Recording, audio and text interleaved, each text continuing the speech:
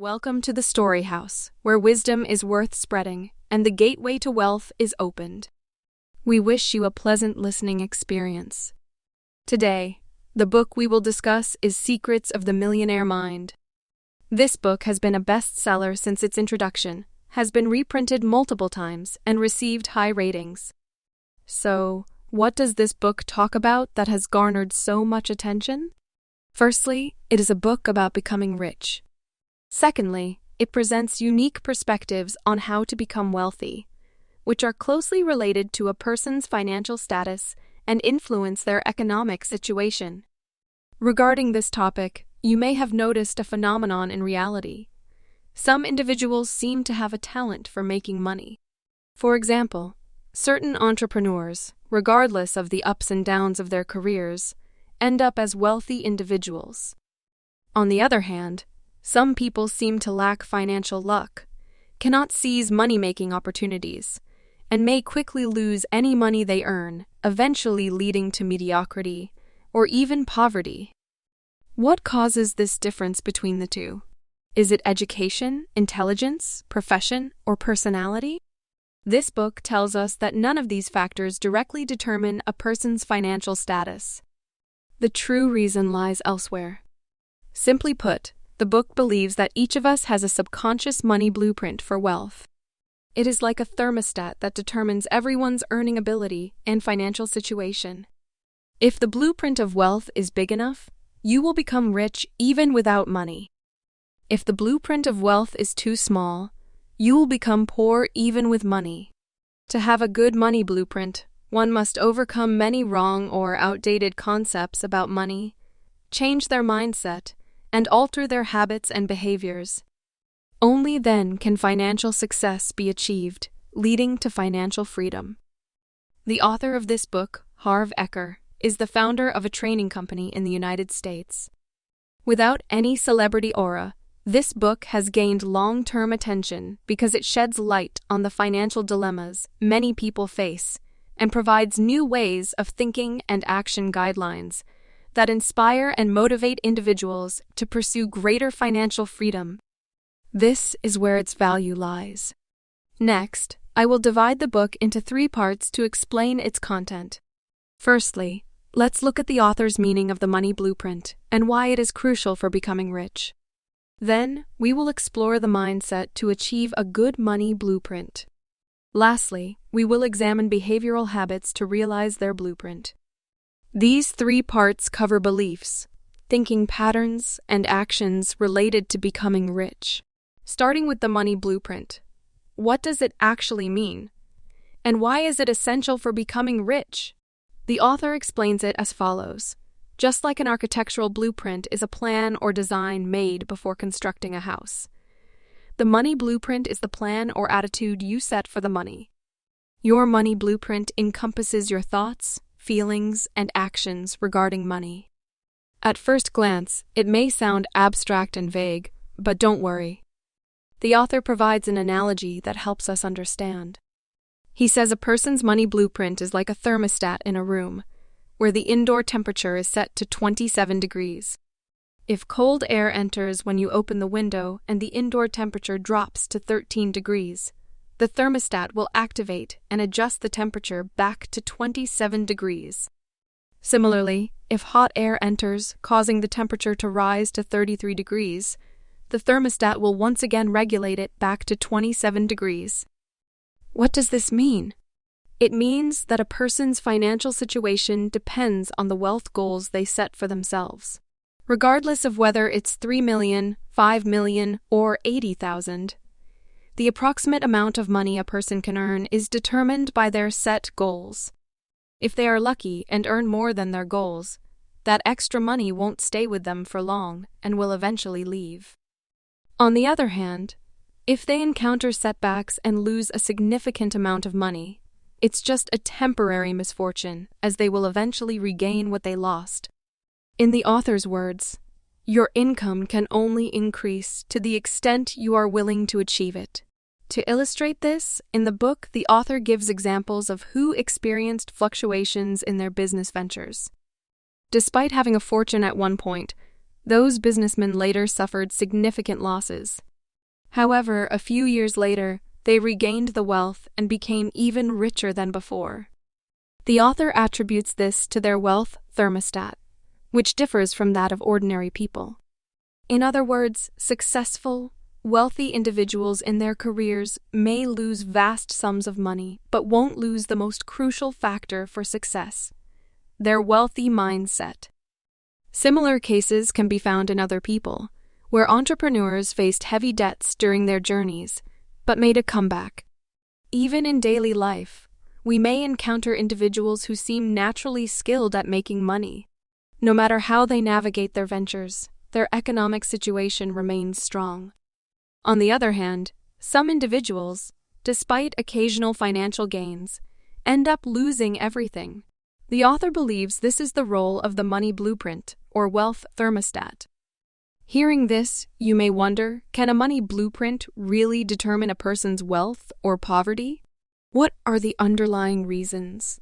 The author's explanation is simple. He believes that the world operates on interconnected causality, where affluence is a result, and poverty is a result. Just like health is a result, and illness is a result. If you want to change the result, you must change the cause. If you want to become wealthy, you must have the mindset of wealth, which generates feelings, actions, and ultimately results. This series of processes is what he refers to as the wealth thermostat, or money blueprint. The nature of a person's money blueprint determines their financial situation. According to the author, in reality, most people set their wealth thermostats at a few thousand or tens of thousands of dollars, rather than millions of dollars. Some people even set it at only a few $100s. Think about someone who sets the thermostat below freezing, feeling extremely cold but not understanding why. If you want to change the room temperature permanently, the only way is to reset the thermostat. Similarly, to completely change your financial situation, you must reset your wealth goals, which is your money blueprint. That is why your income can only increase to the extent you are willing to achieve. So, how do we understand this statement? 3 key words can help us delve deeper into the meaning of the money blueprint. The first is most willing. As adults, we all know that making money is not easy, and making big money is even harder. If a person lacks the desire to become wealthy, it is impossible for them to be rich.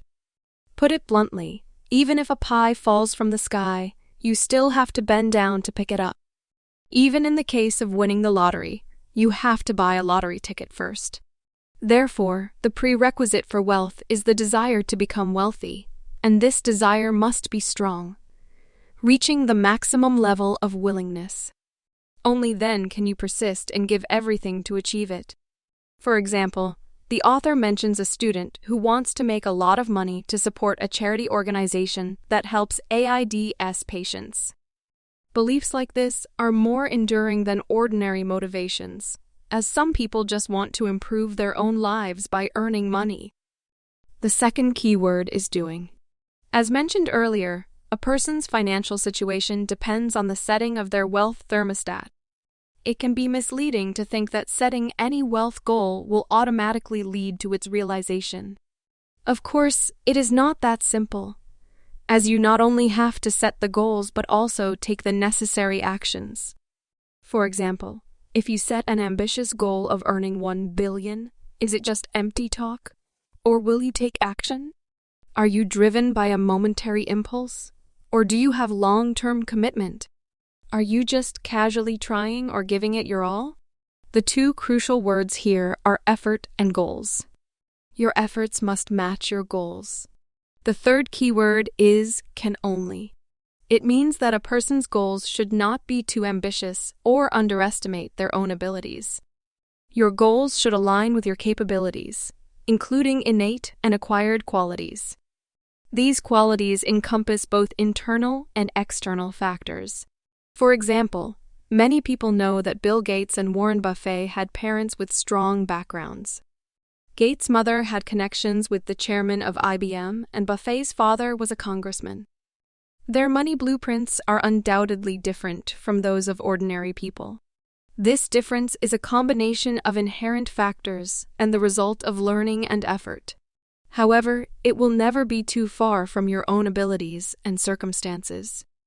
In summary, please remember that your income can only increase to the extent you are willing to achieve.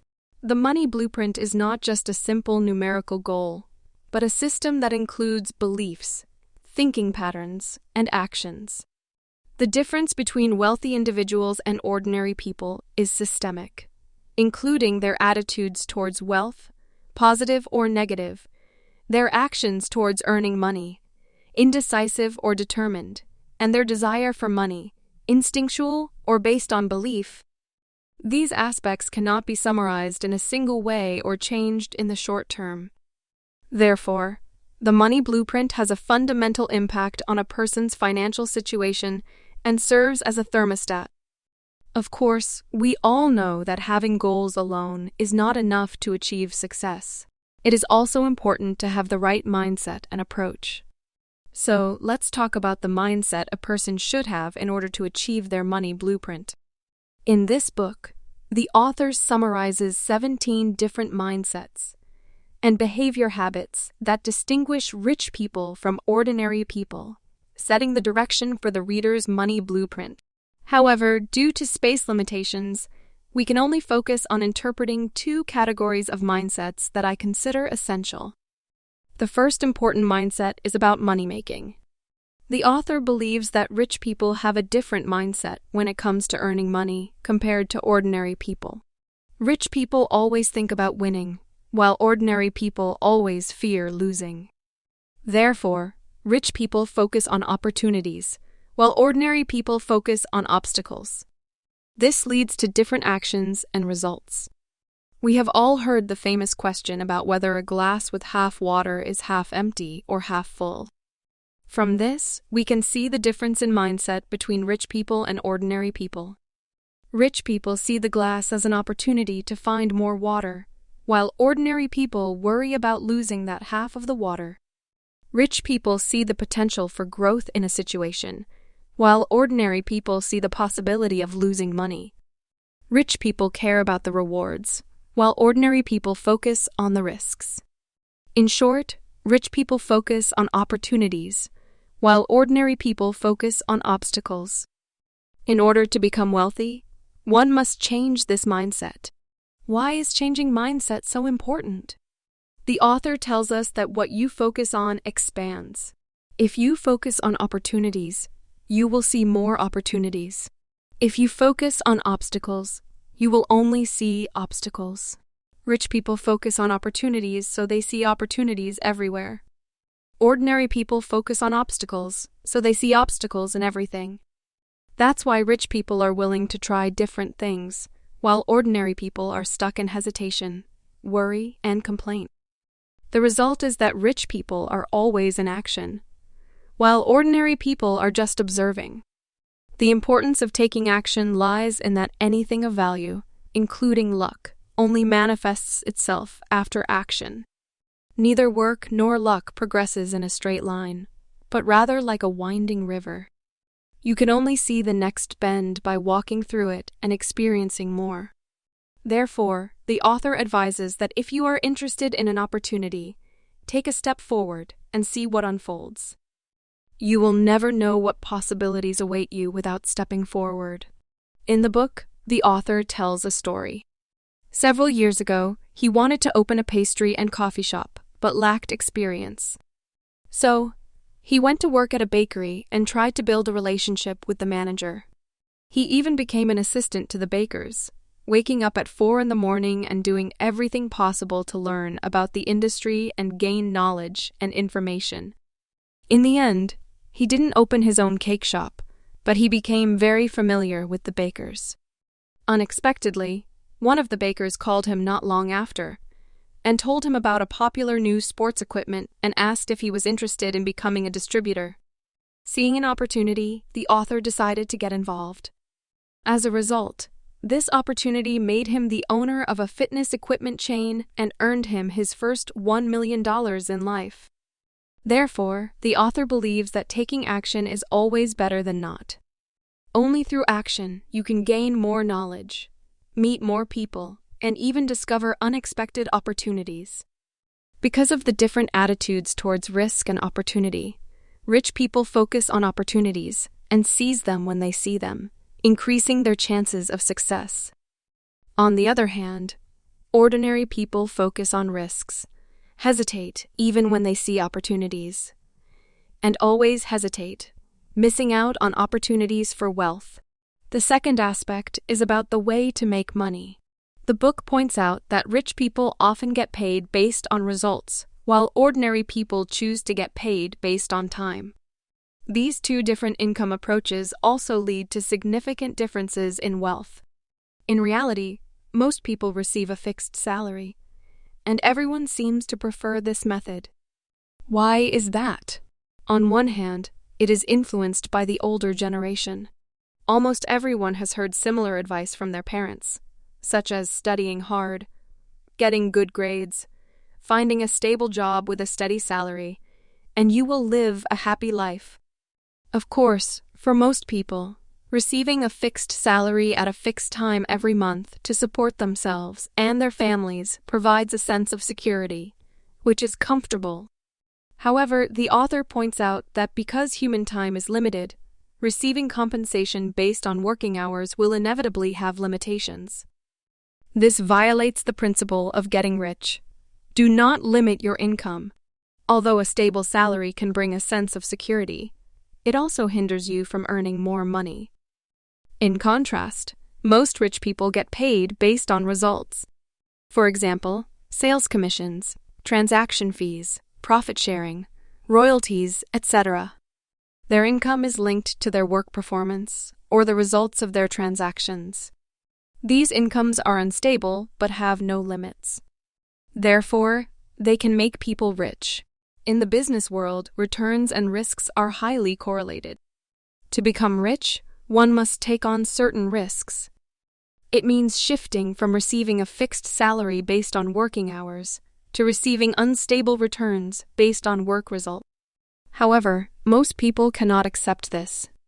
In the eyes of the older generation, working without a fixed salary is not considered a real job. So, when the author started his own business, his parents asked him when he would find a real job.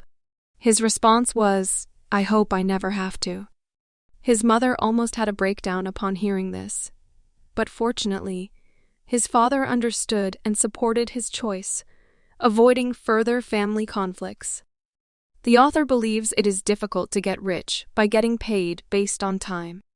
Therefore, he suggests that people who receive a fixed salary can negotiate with their employers to have a portion of their compensation based on work results. Otherwise, they should consider becoming their own boss. They can start with part-time jobs, such as becoming a coach or teacher in a specific industry, sharing knowledge and experience with others, or providing independent consulting services to companies. However, the compensation should be based on results rather than time. In any case, creating conditions to earn income based on work results rather than working hours is a key step toward getting rich.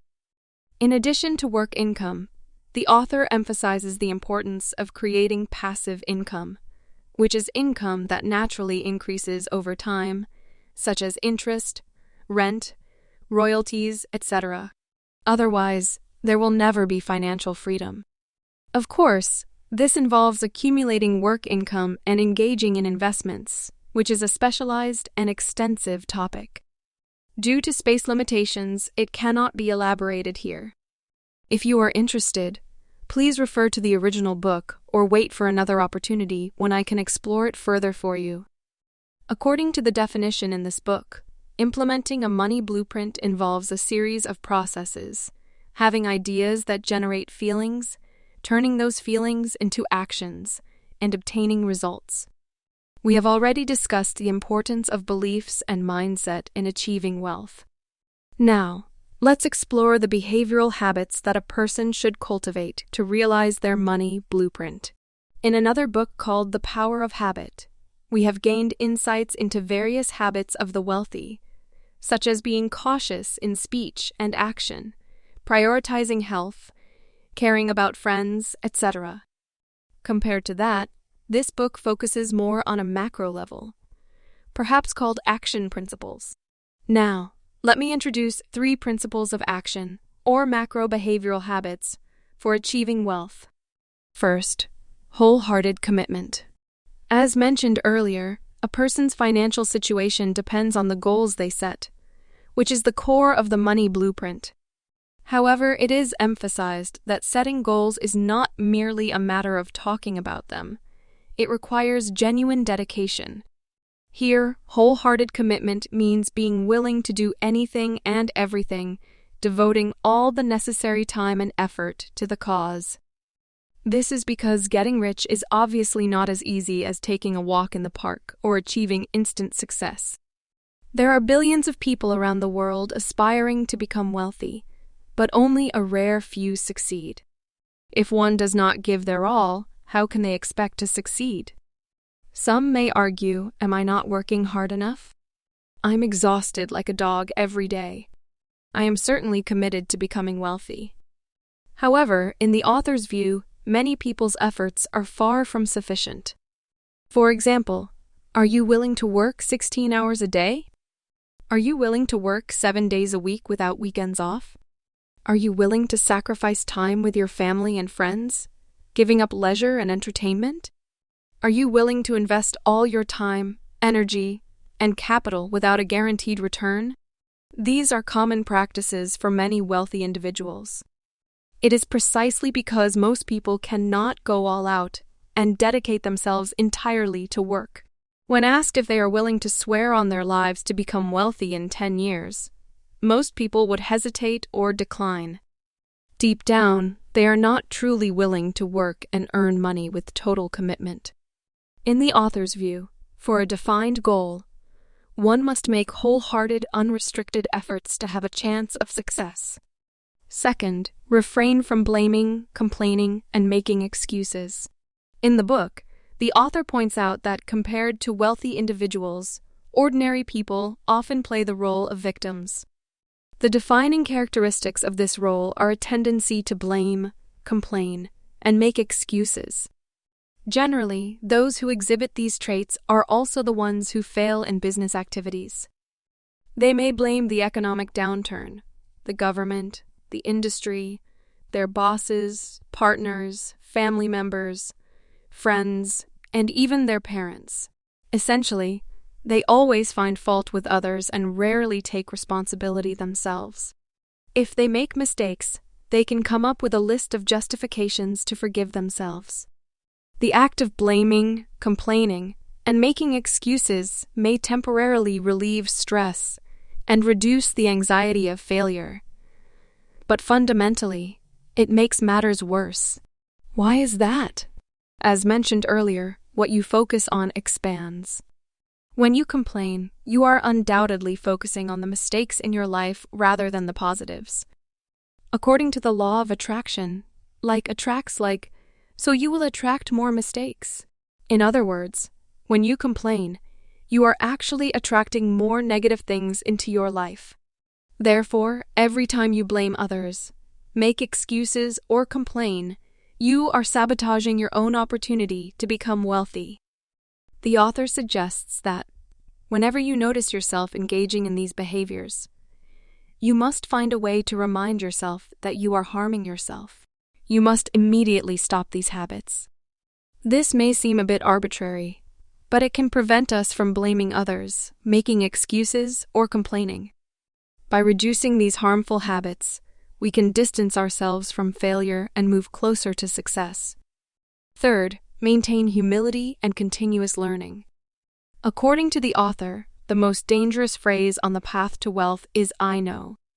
Based on his experience, wealthy individuals tend to maintain curiosity about the world and have a habit of continuous learning. At the same time, ordinary people often think there is nothing new in the world and believe they know everything.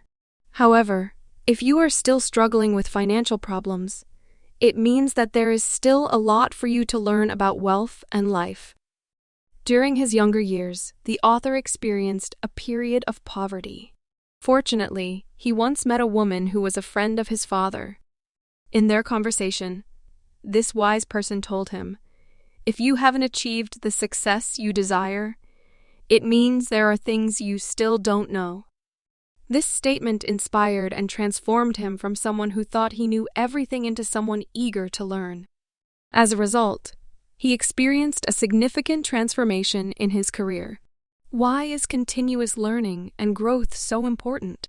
From a practical perspective, it is evident that experts in a specific field tend to be wealthier, while ordinary individuals remain mediocre in their respective jobs.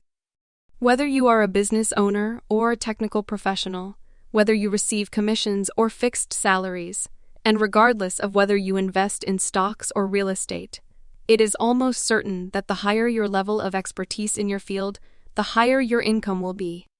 Therefore, continuous learning and improving professional skills are fundamental pathways for increasing income and accumulating wealth. From a philosophical standpoint, nothing in the world remains static. In reality, everything is constantly changing, particularly in society, where new technological revolutions and rapid knowledge advancements lead to industrial transformations. If we do not maintain a habit of lifelong learning, we will quickly be left behind by societal developments. Therefore, the author believes that the fundamental way to become wealthy and maintain wealth is to stay humble, continuously learn, and experience ongoing personal growth. In summary, we have reviewed the core points of this book. Each person has a money blueprint in their mind, which determines their earning ability and financial situation, similar to a thermostat. This blueprint is not just a simple numeric goal. It encompasses beliefs, thinking patterns, and actions. To make this blueprint effective, we must eliminate outdated beliefs about money and establish new thinking patterns and behavioral habits, including taking risks, shifting focus from obstacles to opportunities, and continuous learning. In the original book, the author summarizes 17 ways of thinking and actions related to wealth, presented through a comparison between the rich and the poor, leaving a profound impression. For example, the author mentions that rich people play the money game to win, while ordinary people play it to avoid losing. Rich people are comfortable promoting their advantages and values, while ordinary people dislike marketing. Ordinary people work hard to earn money, while rich people let money work hard for them, and so on. These points provoke deep thinking. When reading this book, the author tells readers right at the beginning not to blindly believe what he says. This reflects the author's fundamental attitude that everyone's perspective is subjective.